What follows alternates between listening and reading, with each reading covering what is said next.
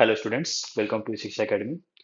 आज अपन लोग जो रिवीजन चैप्टर लेने वाले हैं that is modern physics. Modern physics का हर एक चीज देखेंगे। ओके, तो सबसे पहले टॉपिक आता है dual nature of matter and radiation. Dual nature of matter and radiation. सबसे पहले रेडिएशन के बारे में समझते हैं। रेडिएशन क्या होता है? ये लाइट है। इसके पहले का जो चैप्टर था that was geometrical optics and wave optics, मतलब उससे ये प्रूफ हुआ था कि light is a wave nature, जिसमें अपन लोगों ने पोलराइजेशन पढ़ा था, बहुत कुछ था। लेकिन यहाँ पे कुछ कुछ एक्सपेरिमेंट ऐसा है जो वेव नेचर को फेल करता है एंड ये सपोर्ट करता है पार्टिकल नेचर को। अब कैसे? एक एक्सपेरिमेंट है photo electric effect. Photo electric effect का सेटअप है कुछ ऐसा। यहाँ पे एमीटर है। एमीटर का मतलब यहाँ पे एक मेटल लगाएंगे हम लोग, एंड दिस इज कलेक्टर, जो कलेक्ट करेगा। क्या कलेक्ट करेगा देखा जाएगा अभी।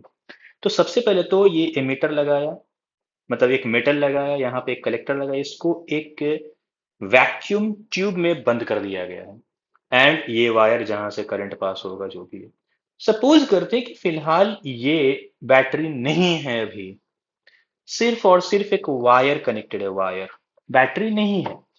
और यहाँ पे जो मेटल है, इस पे हम लोग लाइट का कुछ कुछ लाइक फोटॉन्स यहाँ से पास करवा रहे हैं। फोटॉन्स एक्चुअली में होता क्या है? देखो, पता चल गया है कि light is a wave nature. अब जब लाइट वेव नेचर है तो वो वेव प्रॉपर्टी शो कर रहा। लेकिन यही वेव अगर एक पैकेट में बंद हो जाए तो ये जो बना ना, ये बन जाता है पार्टिकल। ये पार्टिकल नेचर शो करने लगता है। इसीलिए लाइट वेव भी है और पार्टिकल भी है। और इसी एक पार्टिकल को, जो वेव पैकेट में बंद हो चुका है, इसी एक पार्टिकल को बोलते हैं फोटॉन। तो यहाँ पे फोटॉन मैंने यहाँ पे इंसिडेंट करवाया है। मेटल है यहाँ पे। अब मेटल का स्ट्रक्चर कुछ ऐसा, बहुत सारा इलेक्ट्रॉन यहाँ पे रहेगा, बहुत सारा। ओके, बहुत सारा। यहाँ पे आया रेडिएशन। अब क्या होगा? जैसे रेडिएशन आया तो ये इलेक्ट्रॉन को एनर्जी प्रोवाइड करेगा। इलेक्ट्रॉन को जब एनर्जी प्रोवाइड किया तो वो मजबूर हो जाएगा बेचारा बॉन्ड को तोड़ने के लिए। वो जिस बॉन्ड से बंधा हुआ था, जिस बंधन से बंधा हुआ था, उसको उसको अब मुक्ति मिल जाएगी इसके इस बंधन से। तो यहां से इलेक्ट्रॉन अपना बॉन्ड तोड़ेगा एंड ये फिर मूवमेंट स्टार्ट करेगा। अब मूवमेंट होगा कहाँ, ये कोई नहीं जानता है, ये कहीं भी मूव कर सकता है। ओके, तो चलो यहाँ पे फोटोन, यहाँ पे भी फोटोन। अब एक बात बताना, जब हम लोग एक, हाँ, बहुत सारा जब फोटोन आया तो ये फोटोन यहां भी आ सकता है, मतलब इस इलेक्ट्रॉन को ही मिल सकता। ये फोटोन सरफेस वाले इलेक्ट्रॉन को ही मिल सकता। ये फोटोन यहां वाले इलेक्ट्रॉन को ही मिल सकता है ना। चलो सरफेस के इलेक्ट्रॉन का बात करते हैं।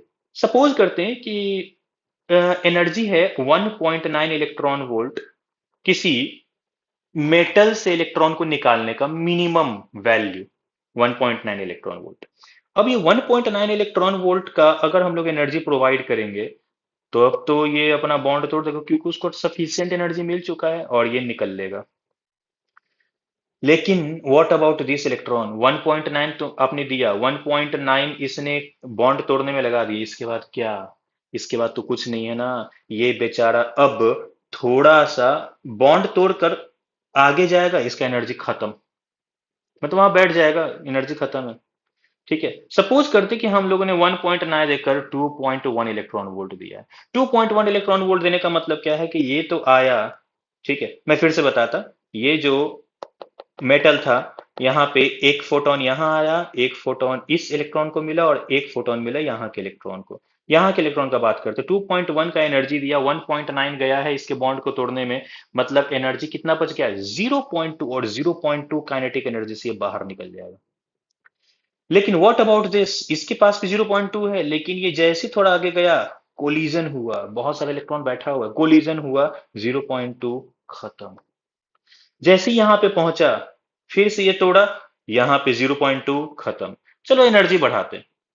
एनर्जी बढ़ा दिया, 2.5 कर दिया। अब 2.5 करने का मतलब क्या है कि यहाँ पे अभी भी 0.6 बचा हुआ है, तो ये 0.6 से निकल जाएगा। लेकिन व्हाट अबाउट दिस? हो सकता है कि ये सरफेस तक आने में 0.3 एनर्जी खत्म कर दिया, तो बचा कितना? ओनली 0.3। और यहाँ पे हो सकता है कि यहाँ पे गया 0.2 खत्म, आगे गया 0.2 खत्म, यहाँ पे आया 0.2 खत्म, ये चल निकल ही नहीं पाया।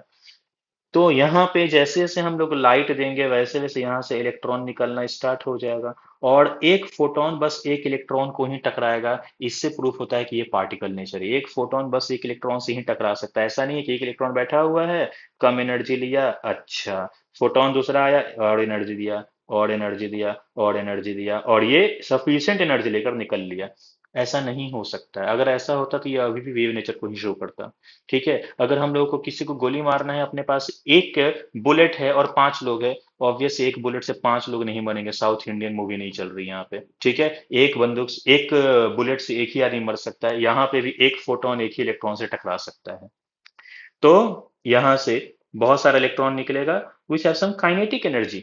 और वो काइनेटिक एनर्जी कितना होगा, पहले तो हम लोग एनर्जी का देखते हैं। एनर्जी जो फॉर्मूला होगा फोटोन को, that will B H into F, जितना ज्यादा फ्रीक्वेंसी उतना ज्यादा एनर्जी, और ये लैम्डा के टर्म में एच सी बाई लैम्डा होता है। जब हम लोग एच और सी का value, H is a Planck's constant, जब हम लोग एच और सी का वैल्यू पुट करेंगे तो अपने को मिलेगा इतना इलेक्ट्रॉन वोल्ट के टर्म में। एनर्जी का दूसरा यूनिट होता है इलेक्ट्रॉन वोल्ट, एंड लैम्डा जो होगा यहाँ पे वो एंगस्ट्रॉम के टर्म में मिलेगा। अगर नैनोमीटर में लैम्डा लिखना है तो ये एक जीरो हटा देना और कुछ नहीं है।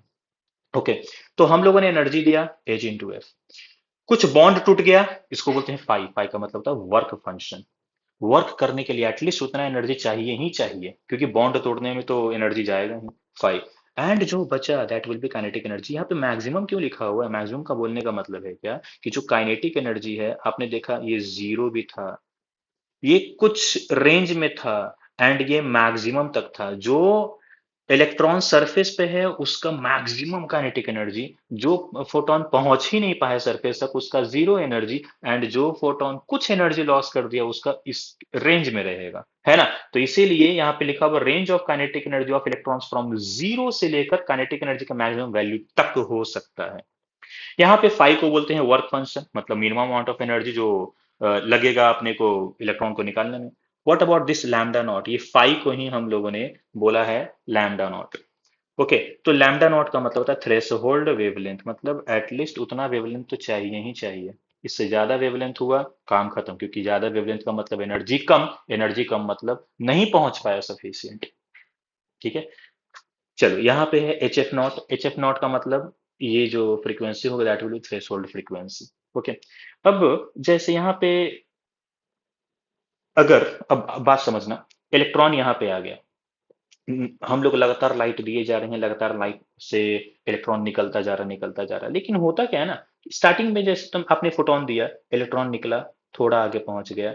अब यहाँ से फिर से लाइट दिया, फिर से इलेक्ट्रॉन निकला, वो आगे पहुंच गया, फिर से लाइट आया, फिर से इलेक्ट्रॉन निकला। क्या यहाँ पे एक ट्रैफिक जैसा दिख रहा है क्या? बहुत ज्यादा इलेक्ट्रॉन जमा होता हुआ दिख रहा है क्या?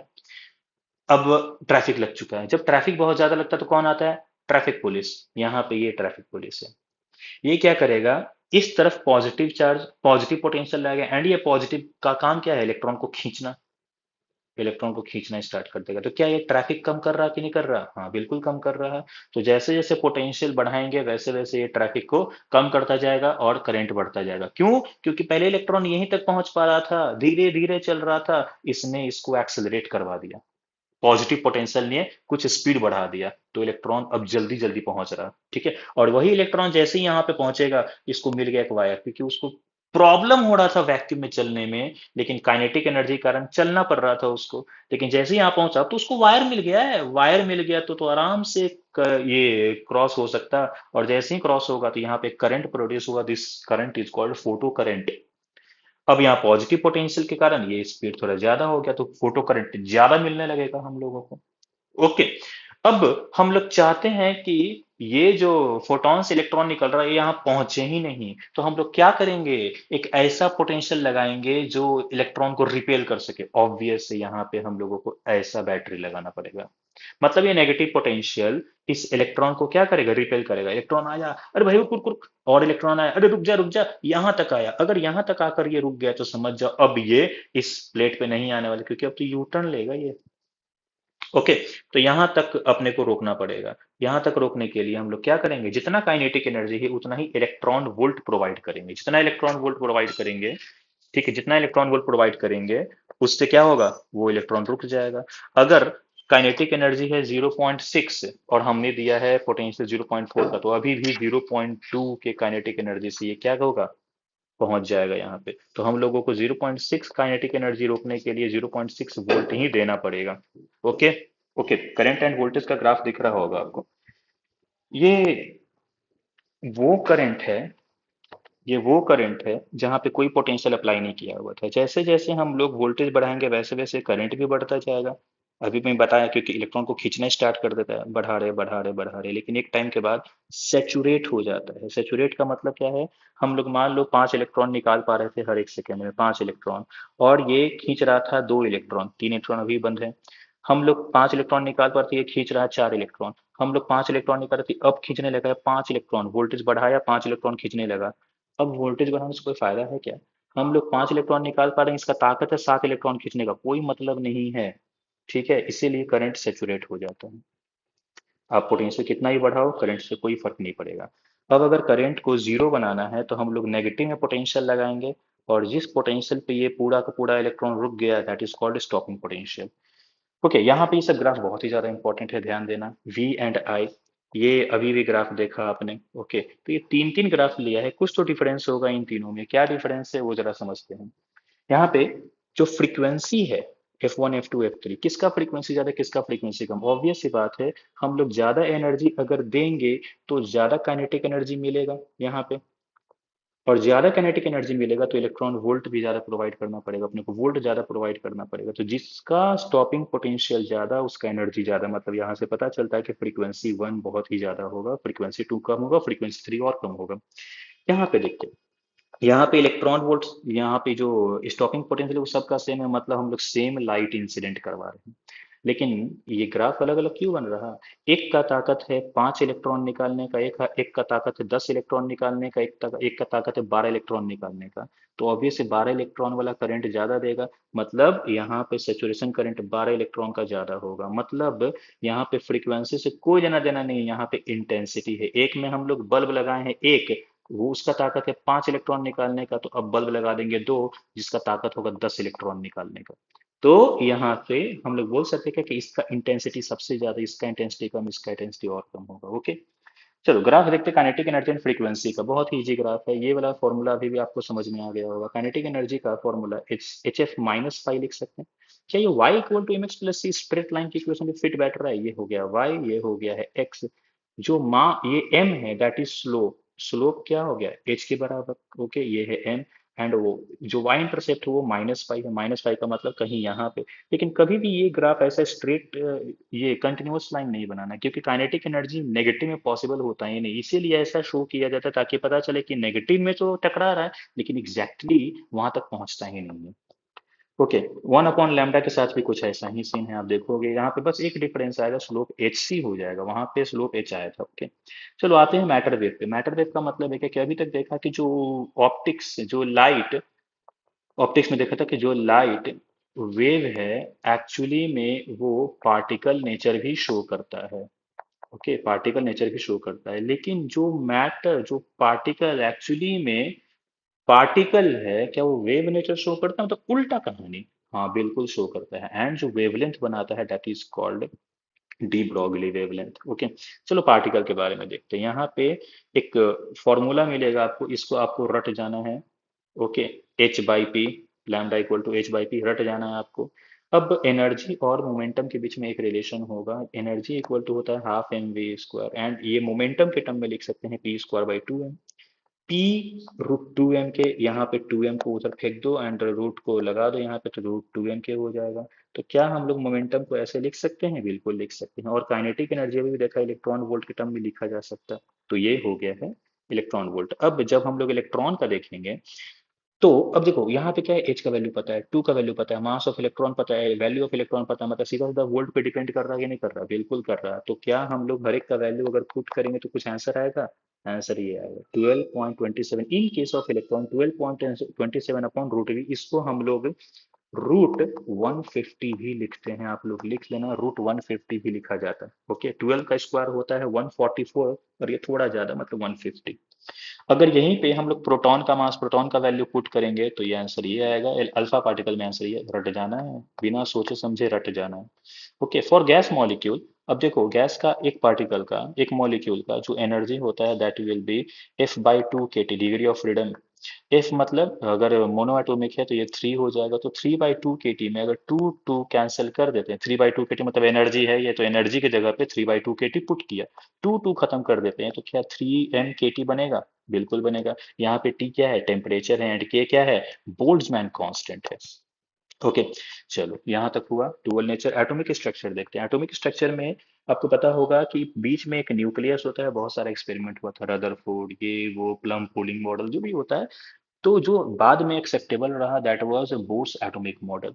वो भी अभी तक पूरा क्लियर नहीं है, क्योंकि ये सिर्फ और सिर्फ एक इलेक्ट्रॉन के लिए ही वैलिड है। अगर दो इलेक्ट्रॉन आया तो कहानी खत्म है इसका। लेकिन हम लोग एक इलेक्ट्रॉन के लिए पढ़ते हैं, that is called hydrogen like atom. Hydrogen like atom का मतलब only one electron is acceptable in this theory. Okay, so atomic structure में यहाँ पे न्यूक्लियस रहेगा, न्यूक्लियस में प्रोटॉन एंड न्यूट्रॉन है। प्रोटॉन मतलब पॉजिटिव चार्ज, एंड इलेक्ट्रॉन गोल गोल घूमता रहेगा।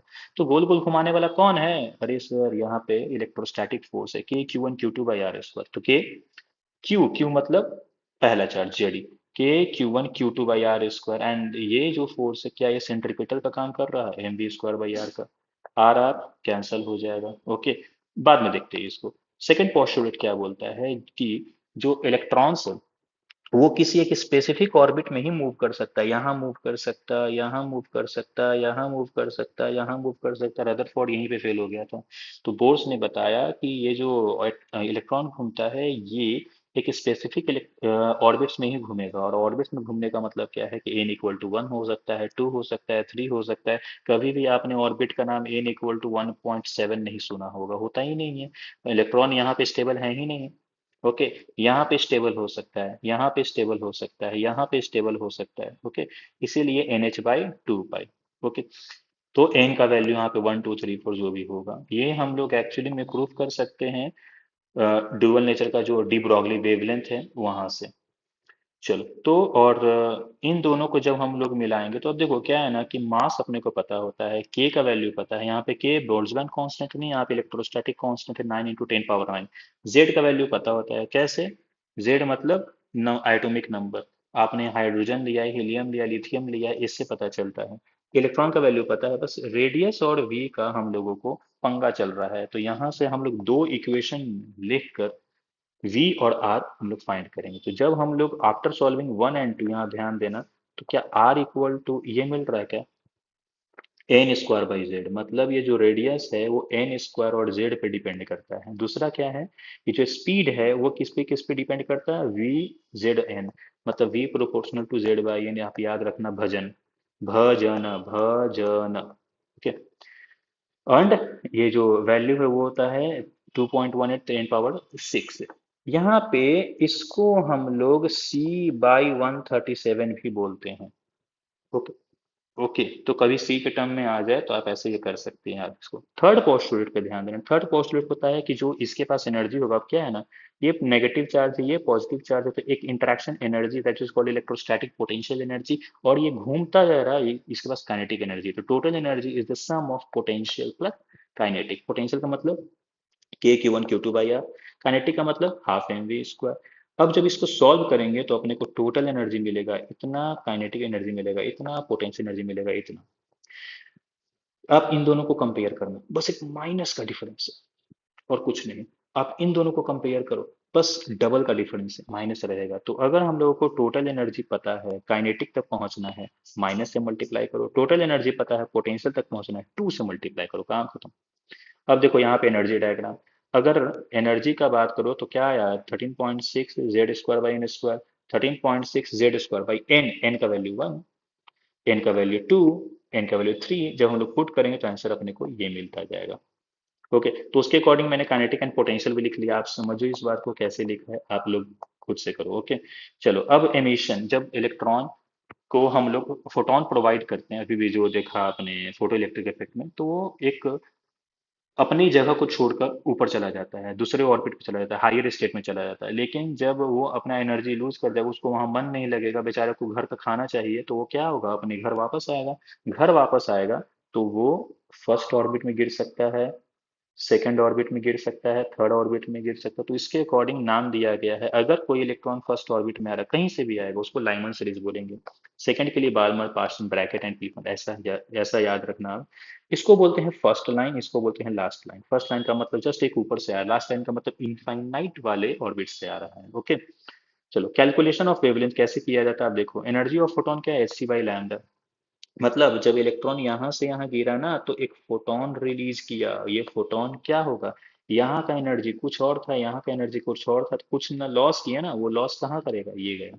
कंजर्वेशन ऑफ एनर्जी तो यहाँ भी वैलिड होगा ना, तो जो भी एनर्जी लॉस होगा वो फोटोन के फॉर्म में निकल जाएगा। तो इस फोटोन का कुछ वेवलेंथ होगा, हम लोग ऐसे कैलकुलेट करेंगे यहाँ पे 13.6 Z square by N square. ये हो गया पहले वाला एनर्जी, सॉरी बाद वाला एनर्जी, ये पहले वाला एनर्जी, माइनस साइन आया था, इसको उल्टा कर देगा।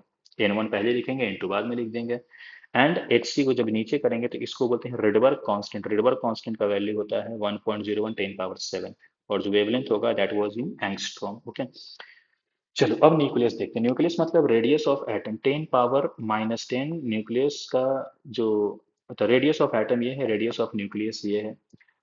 समझ में आ रहा होगा, ये बहुत छोटा होता है, ये हाइड्रोजन के लिए बहुत छोटा होता है। ठीक है, लेकिन जो रेडियस है या फिर जो न्यूक्लियस है, रेडियस ऑफ न्यूक्लियस जो है, वो डिपेंड करता है कि उसमें कितना कंटेंट भरा हुआ है। अगर ज़्यादा कंटेंट रहेगा तो उसको अपना साइज बड़ा करना पड़ेगा, कम रहेगा तो उसको अपना साइज छोटा रखना है, कोई दिक्कत नहीं है।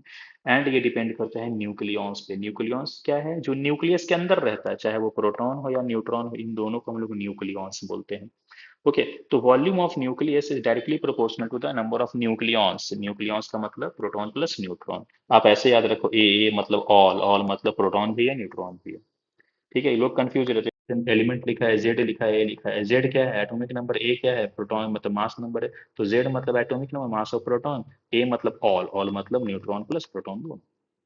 तो यहाँ पे volume of nucleus 4/3 pi r cube लिखेंगे, प्रोपोर्शनल टू ए लिखेंगे। 4/3 पाई कांस्टेंट है, इधर फेंक दो। तो आर प्रोपोर्शनल टू कहीं ना कहीं ये पावर हटाएंगे तो 1/3 आएगा, R nought A power 1/3। Okay, density, density का मतलब होता है mass by volume. Mass by volume अगर अगर तो आपने पुट किया तो देखो, यहाँ पे हो जाएगा मास कितना, atomic number, sorry mass number and mass of one nucleon, एक न्यूक्लियॉन का मास, जो एक प्रोटॉन या एक न्यूट्रॉन का मास होता है, एंड वॉल्यूम इतना। ए कैंसिल हो जाएगा, ये कैंसिल से पता चलता है कि अरे भाई डेंसिटी जो है ना वो ए पे डिपेंड कर ही नहीं रहा। तो आप कोई सा भी एलिमेंट लो, कोई सा भी, उसके न्यूक्लियस का जो डेंसिटी होता है वो सेम होता है। पीरियोडिक टेबल में कोई सा भी एलिमेंट ले लो, तो 10 power 17। Okay, doesn't depend on के। मास इफेक्ट क्या होता है, जो इसे समझो। एक एग्जांपल लेते हैं, ऑक्सीजन। ऑक्सीजन का वैल्यू होता है 6 एंड, सॉरी 8 एंड 16। 8 एंड 16, इसका मतलब ये 8 प्रोटॉन एंड 8 न्यूट्रॉन से मिलकर बना है। तो मैं पूछा ऑक्सीजन का मास बताना, तो बोलोगे सर 8 प्रोटॉन प्लस 8 न्यूट्रॉन। तो 8 प्रोटॉन का मास लिखोगे, 8 न्यूट्रॉन का मास लिखोगे, लेकिन जो ऑक्सीजन होगा उसका मास उसके बराबर नहीं होगा, इसका मास थोड़ा कम होगा। तो आखिर वो एनर्जी गया कहाँ, उसका मास गया कहाँ, तो जो मास था वो एनर्जी में चेंज हो गया, ये फॉर्मूले से, दैट इज ये mc²। तो जो भी मास कम हो गया उसको बोलते हैं मास डिफेक्ट। अब ये कैसे पता चला, अब ये कैसे फाइंड आउट करेंगे, तो डेल्टा एम विल बी, ये है मास of proton and mass of neutron, लेकिन ये एलिमेंट का मास थोड़ा कम, तो दोनों का जो सब्ट्रैक्शन होगा that will be mass defect. समझ में आया। तो जो भी एनर्जी गया है that energy required to form the nucleus, मतलब न्यूक्लियस फॉर्म होने में जो एनर्जी गया, एनर्जी रिलीज हुआ, अब उतना ही एनर्जी हम लोग को देना पड़ेगा उसको अगर अलग करना है। तो मान लो ऑक्सीजन में जो एनर्जी यहाँ पे रिलीज हुआ, उससे उस एनर्जी से वो बंध चुका है। अब हम लोगों को अगर इस ऑक्सीजन को 8 प्रोटॉन एंड 8 न्यूट्रॉन बनाना है, अलग अलग करना है, तो हम लोग को उतना एनर्जी देना पड़ेगा। That is called binding energy. उस एनर्जी से बाउंडेड है, ये बाइंड किया गया है। ओके, चलो स्टेबिलिटी कर्व देखते हैं। जिसका बाइंडिंग एनर्जी पर न्यूक्लियॉन सबसे ज्यादा होता है उसको तोड़ना उतना मुश्किल होता है, एंड उतना जब मुश्किल होगा तो मतलब क्या हो जाएगा, उतना स्टेबल रहेगा। तो स्टेबिलिटी कर्व होता है ये पीरियोडिक टेबल का, और ऐसा सबसे ज्यादा स्टेबिलिटी यहाँ पे आपको दिख रहा होगा, दैट इज आयरन का 26 नंबर। अब ये सारे इलेक्ट्रॉन्स, ये सारा सॉरी न्यूक्लियस चाहता है कि हम लोग स्टेबल हो जाएं, ये सारा न्यूक्लियस चाहता है हम लोग स्टेबल हो जाएं, तो आखिर इसको कहीं ना कहीं आयरन तक पहुंचना पड़ेगा। ये छोटा छोटा न्यूक्लियस है, कंबाइन करेगा यहाँ तक पहुंचेगा, फ्यूजन होगा, न्यूक्लियर फ्यूजन बोलते हैं इसको। सन के केस में यही होता है, हाइड्रोजन और यहाँ पे हीलियम, दो हाइड्रोजन मिलेगा जो कि कम स्टेबल है, एक हीलियम बनाएगा मतलब जो ज्यादा स्टेबल है। यहाँ पे यूरेनियम अपने आप ब्रेक होता है, ओके, जीनन रेडॉन ये सब में तब्दील ये चेंज हो जाता है, ओके। तो यहाँ पे ये राइट साइड वाला न्यूक्लियस करेगा फ्यूजन, लेफ्ट साइड वाला न्यूक्लियस करेगा फ्यूजन, ओके। चलो लास्ट टॉपिक स्टार्ट करते हैं, सेमीकंडक्टर, बहुत बहुत इंपॉर्टेंट। ओके, सेमीकंडक्टर में सबसे पहले तो ध्यान देना, जैसे करंट इलेक्ट्रिसिटी में क्या था कि हम लोग टेम्परेचर बढ़ाते हैं तो रेजिस्टेंस बढ़ता है, यहाँ पे टेम्परेचर बढ़ाने से रेजिस्टेंस क्या होगा, घटेगा। कैसे घटेगा, तो मान लो यहाँ पे ये आपको डायग्राम दिख रहा होगा, ये एक इलेक्ट्रॉन है, ये इलेक्ट्रॉन को हम लोग एनर्जी देंगे और ये एनर्जी लेकर कहाँ चला जाएगा, ऊपर चला जाएगा। और जैसे ही यहाँ पे गया एक बैंड होता है, this is called conduction band. Valence band मतलब जहाँ पे इलेक्ट्रॉन बैठा हुआ है, कंडक्शन बैंड मतलब अगर इलेक्ट्रॉन वहां पहुंच गया ना तो मूवमेंट स्टार्ट कर देगा और अपने को करंट करंट मिलने लगेगा। अगर हम लोगों को हर एक इलेक्ट्रॉन को 5-5 वोल्ट से ज्यादा देना पड़ गया, समझ जाओ वो काम लायक नहीं है, वो इंसुलेटर है, ओके। ये है कंडक्टर का मतलब क्या है कि वैलेंस बैंड का इलेक्ट्रॉन ऑलरेडी एक कंडक्शन बैंड के अंदर लाई करता है, तो अपने को एनर्जी देने की जरूरत नहीं है, बस पॉजिटिव नेगेटिव लगा दो, काम खत्म, खींचना स्टार्ट कर देगा। ये है 3 इलेक्ट्रॉन वोल्ट, मतलब अभी भी इलेक्ट्रॉन यहाँ पे है लेकिन इसको एनर्जी थोड़ा सा देंगे ये वहां पहुंच जाएगा। थोड़े से एनर्जी में अगर जो पहुंच गया कंडक्शन में, समझ जाओ वो सेमी कंडक्टर, बहुत ज्यादा एनर्जी में पहुंचेगा, मे बी यहाँ पहुंचने के पहले इस मेटेरियल में आग लग जाए, तो इसलिए इसको इंसुलेटर बोला जाता है। और यहाँ पे ऑलरेडी यहीं पे है, इसके बोलते हैं कंडक्टर, ओके। तो सबसे बेहतरीन जो सेमी कंडक्टर होता है सिलिकॉन एंड जर्मेनियम। सिलिकॉन का ये जो एनर्जी है इसको बोलते हैं energy gap, that is 1.1, and germanium का 0.7। अब समझते हैं दो टाइप का सेमीकंडक्टर होता है, इंट्रिंसिक एंड एक्सट्रिंसिक। मैंने क्या बोला कि जब हम लोग हीट देंगे तो वो हीट सारे इलेक्ट्रॉन को मिलेगा। मान लो ये इलेक्ट्रॉन अब उस लेवल पर पहुंच गया है कि अब ये बॉन्ड तोड़ देगा, जैसे ही बॉन्ड तोड़ेगा ये कहाँ पहुंचेगा, कंडक्शन बैंड में, यहाँ पहुंचेगा, हम लोग पॉजिटिव नेगेटिव लगाएंगे, इलेक्ट्रॉन को खींचना start, current will be there. And उसके बाद क्या होगा कि यहाँ पे एक खाली जगह बचेगा, इस खाली जगह को हम लोग बोलते हैं होल्स। जो इलेक्ट्रॉन गया वो तो इलेक्ट्रॉन है ही, ये जो होल्स है, जो खाली जगह बना उसको क्या बोलेंगे, होल्स बोलेंगे, ओके।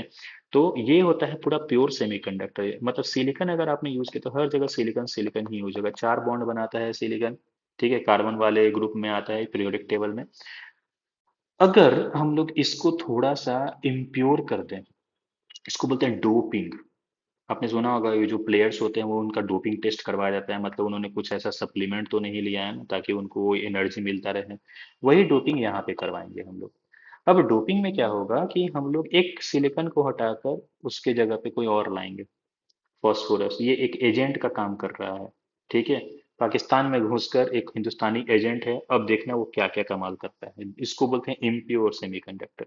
अब ये फॉस्फोरस का 5-5 इलेक्ट्रॉन होता है, 4 तो सिलिकॉन के जैसा बिहेव कर रहा है लेकिन कुछ तो डिफरेंस होगा इस इंडियन एजेंट में, वो होगा एक इलेक्ट्रॉन का डिफरेंस, और वो इलेक्ट्रॉन होगा क्या, यहाँ से निकलेगा एंड यहाँ पे जाएगा थोड़े से एनर्जी में। पहले क्या हो रहा था ना कि इस इलेक्ट्रॉन को बॉन्ड तोड़ना पड़ रहा था और बॉन्ड तोड़ कर जा रहा था तो एनर्जी ज्यादा चाहिए था।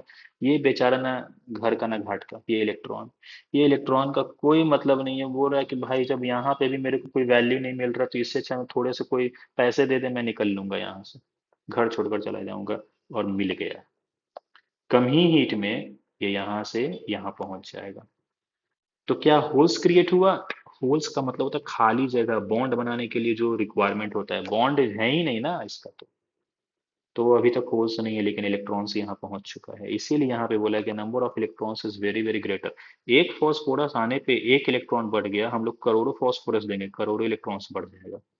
तो क्या थोड़े से ही एनर्जी में करंट आने स्टार्ट हो गया क्या, इसीलिए डोपिंग सही होता है सेमीकंडक्टर, ओके। इस टाइप के डोपिंग को बोलते हैं, अब ये जो सेमीकंडक्टर बोला इसको बोलते हैं पी टाइप सेमीकंडक्टर, ठीक है। डोनर होता है, डोनेट करने वाला। नाउ आते हैं एक्सेप्टर पे। अगर हम लोग 4 के जगह पे पिछली बार 5 लिया था ना, 3 अगर बॉन्ड बनाने वाला इलेक्ट्रॉन लेते हैं तो क्या एक जगह खाली बच जाएगा, क्योंकि ये तो इसको तो लग रहा है अपने आप में कि ये सिलिकॉन है लेकिन ये बेचारा खाली बैठ गया। तो क्या एक इलेक्ट्रॉन चाहिए होगा, तो थोड़े से एनर्जी जब देंगे तो हो सकता है कि यहाँ का इलेक्ट्रॉन यहाँ पहुंचने के बदले यहाँ पहुंच जाएगा, इसको भर दिया, यहाँ पे होल्स क्रिएट हो गया। तो क्या हम लोग बोल सकते हैं कि नंबर ऑफ होल्स बहुत बहुत ज्यादा होगा, क्योंकि एक एल्यूमिनियम एक होल्स ला रहा है तो ऑब्वियस है करोड़ों एल्यूमिनियम करोड़ों होल्स लाएगा और करोड़ों इलेक्ट्रॉन को इधर से उधर कर देगा, है ना। तो अब बहुत ज्यादा एनर्जी देंगे तो ये इलेक्ट्रॉन तो यहाँ पहुंचेगा, लेकिन ऑलरेडी यहाँ पे एक करंट स्टार्ट हो चुका था कम एनर्जी में। ठीक है, तो डोपिंग कोई सा भी हो, कम एनर्जी में ही करंट मिलने लगेगा अपने को। चलो, तो ये एक फॉर्मूला है मास एक्शन, आप इसको याद करो। ये इंट्रिंसिक सेमीकंडक्टर का है और ये एक्सट्रिंसिक में कोई भी हम लोग लेंगे। मान लो नंबर ऑफ इलेक्ट्रॉन्स दिया हुआ, नंबर ऑफ होल्स पूछ दिया और बोला इंट्रिंसिक का ये कंसंट्रेशन था, तो आप डायरेक्टली फाइंड कर सकते हो। ठीक है, कहाँ से आया है आपने कुछ टेंशन लेने की कोई जरूरत नहीं है, रहने दो।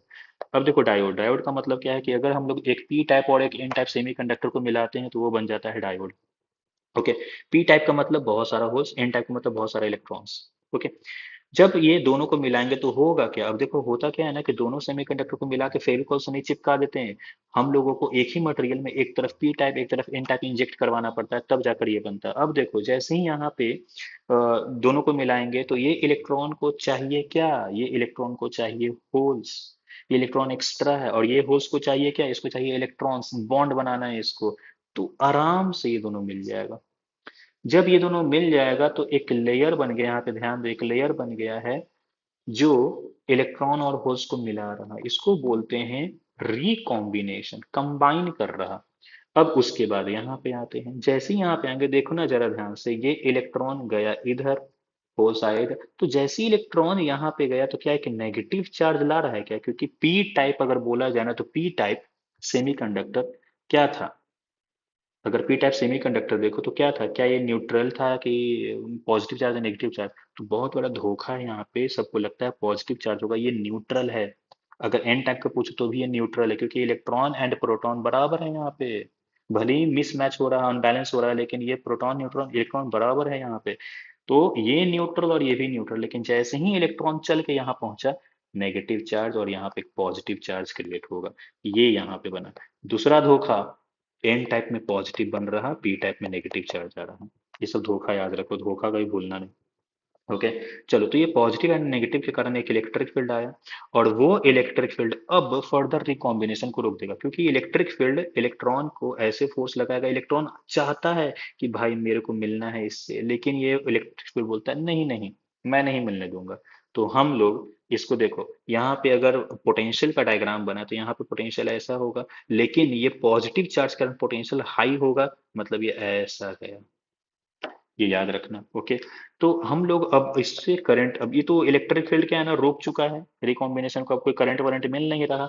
हम लोग बायसिंग करेंगे, forward bias and reverse bias. Forward bias में क्या होगा कि अगर इस पी टाइप को पॉजिटिव से एन टाइप को नेगेटिव से कनेक्ट कर देते हैं तो ये होता है फॉरवर्ड बायस, अगर इसको नेगेटिव से इसको पॉजिटिव से कनेक्ट करते हैं तो ये क्या होता है, रिवर्स बायस होता है। ओके, एंड जो डिप्लेशन यहाँ पे ये जो रीजन बनता है इसको बोलते हैं depletion region, depletion region. Okay, and जो पोटेंशियल बना जो इसको फर्दर कॉम्बिनेशन को रोक रहा था, that is called barrier potential, एक बैरियर क्रिएट कर दिया है, अब इसको जाने नहीं दे रहा है, इसलिए इसको बैरियर पोटेंशियल बोलते हैं। ओके, तो जैसे ही फॉरवर्ड लगाएंगे, अब फॉरवर्ड देखो यहाँ पे क्या था, ये था नेगेटिव ये था पॉजिटिव, अगर हम लोग इधर पॉजिटिव टर्मिनल दे रहे हैं तो क्या ये पॉजिटिव इस नेगेटिव से टकराकर इसके वैल्यू थोड़ा कम कर देगा, क्योंकि अपोजिट लगा दिया, पोलैरिटी कम कर देगा। कम कर देगा मतलब इससे क्या, इलेक्ट्रिक फील्ड थोड़ा कम हो गया है। अब ये जो जिद्दी कर रहा था ना, अब ये सही में मिल जाएगा, फिर से रिकॉम्बिनेशन स्टार्ट, एंड करंट मिलना स्टार्ट हो जाएगा अपने को, इलेक्ट्रिक फील्ड कम हो जाएगा।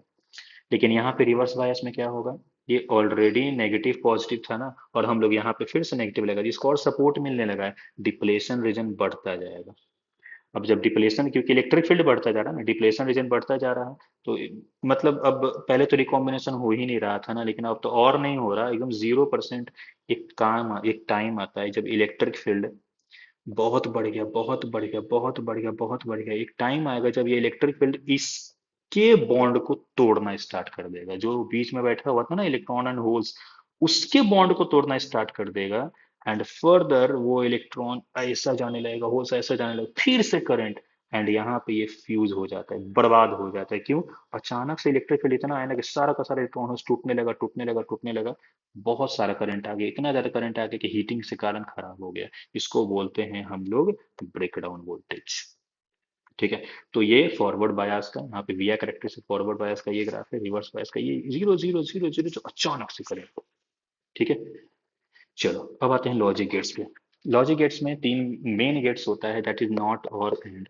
नॉट गेट ऐसा बनता है, और गेट ऐसा बनता है, एंड गेट ऐसा बनता है। ठीक है। इसका जो ट्रुथ टेबल है दैट इज जस्ट उल्टा। वन दिए हैं जीरो मिलेगा, जीरो दिए हैं वन मिलेगा। यहाँ पे और गेट का मतलब क्या होता है? और का मतलब होता है कोई भी एक ऑन होना चाहिए। जीरो का मतलब ऑफ, वन का मतलब on. Of of of of on, एक ऑन हो गया ना ऑन कर दो, एक ऑन हो गया ना ऑन कर दो, दोनों ऑन में कोई मतलब नहीं, ऑन कर दो। एंड का मतलब दोनों में से कोई एक ऑन रहेगा, कोई फर्क नहीं पड़ता, दोनों ऑन होना चाहिए। तो 0 0 0, ये ऑफ है ना खत्म, ये ऑफ है ना खत्म, दोनों ऑन रहेगा तभी ऑन करेंगे हम लोग। ठीक है। तो आउटपुट जो है वो मतलब आउटपुट ए इंटू बी लिखेंगे, आउटपुट ए प्लस बी लिखेंगे। अब यहाँ पे धोखा होगा क्या कि वन प्लस वन आप टू समझोगे, टू कुछ नहीं होता है। बाइनरी कोड में टू कुछ नहीं होता है, जीरो एंड वन होता है, तो ये वन ही रहेगा। ठीक है। Universal gate, NAND and NOT gate समझो। नैंड गेट मतलब एंड में एन लगा दिया मतलब नॉट लगा दिया, और में एन लगा दिया मतलब नॉट लगा दिया। इसका शॉर्टकट ऐसे बनाया जाता है, बस एक पॉइंट बना दो यहाँ पे, काम खत्म। यहाँ पे भी ऐसे बना दो। अब ए डॉट बी, ये था ना एंड था ना, एंड उसमें एक नॉट गेट ऐसा लगा दिया। जब इसको अब सिंप्लीफाई करो तो ये मिलेगा। ये याद कर लो, बहुत इजी कैलकुलेशन में ये काम आता है। ठीक है। यहाँ पे भी सेम चीज है। अब इसका ट्रुथ टेबल जब देखेंगे तो पहले हम लोग देंगे ए बी, मिलेगा एक्स, एंड उसको उल्टा करेंगे। पहले हम लोग देंगे ए बी, ये मिलेगा एक्स, फिर उसको उल्टा करेंगे। तो ए बी दिया 0 0 0, मतलब पहले हम लोग एंड गेट का ट्रुथ टेबल लिखते थे, 0 0 0 1, अभी भी देखा था। तो उसका उल्टा 1 1 1 0। यहाँ पे ए बी जीरो, 1 1 1, यहाँ पे 0 0 0। तो आई होप सबको समझ में आया होगा। अगर किसी टॉपिक में कोई डाउट है, कोई प्रॉब्लम है, तो आप मुझे कमेंट करो। मैं हो सके तो फिर से एक छोटा सा वीडियो बनाकर आपको फिर से समझाने का कोशिश करूंगा। ठीक है। तो आप ट्राई करो, इसको समझो, एंड पढ़ते रहो बच्चों आप लोग। ठीक है। ध्यान दो। Best of luck. चलो मिलते हैं फिर नेक्स्ट क्लास में।